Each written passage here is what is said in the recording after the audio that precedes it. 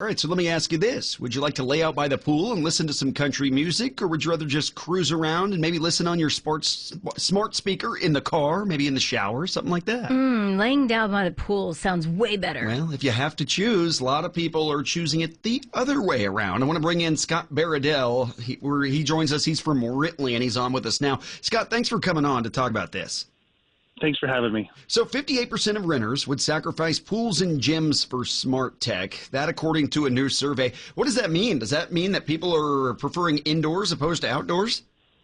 Well, I mean, we certainly live more screen-centered lives, I think you could say. But I think the reality is that these are things that we're really used to having now, like doorbell cams and being able to set your thermostat with your phone and basically do everything with your phone.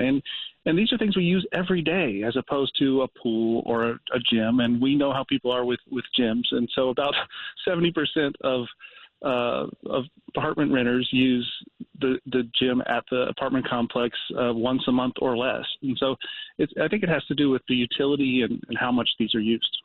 Talking to Scott Baradell from Rintley about the survey that 58% of renters would rather have smart tech. And we're thinking things like you mentioned, doorbell cams, but also just the door locks. I do a lot of dog walking, and when people have a traditional house key, that's one additional thing for me to hold on to and, have to not lose versus me just entering a keypad, which would be part of the smart tech stuff, those smart locks, or you can have an app on your phone and undo it from there.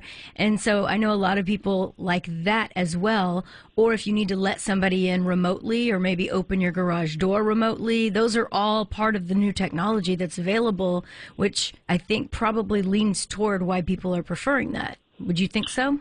Yeah, absolutely. I mean, I think, there's certainly the appeal of when you come to an apartment complex that you're thinking about living at, to see a nice pool and a nice gym, and about half of renters use those amenities.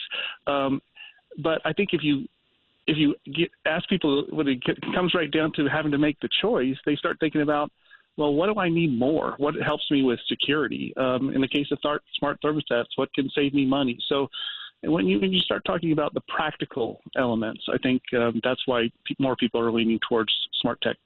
And I wonder if the whole smart tech thing can go too far, or maybe I'm just getting too old, could be the deal, because there's a couple things on my phone. Like now the remote control to the TV is on the phone, and the garage door opener is on my phone.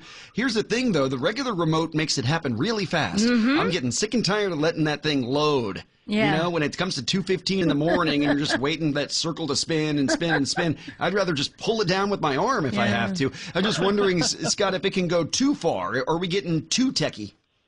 Well, we certainly can, and you could certainly argue that people spend too much time on their phones and they should get out and socialize, whether it's at the pool or wherever.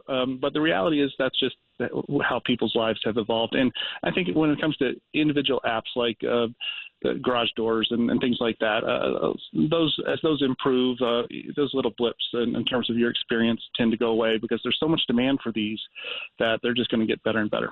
Well, you can see the full survey at Rintley.com. More renters would sacrifice pools and gyms to have that new technology. Scott Baradell, thank you so much for joining us. Good stuff as always. Thank you.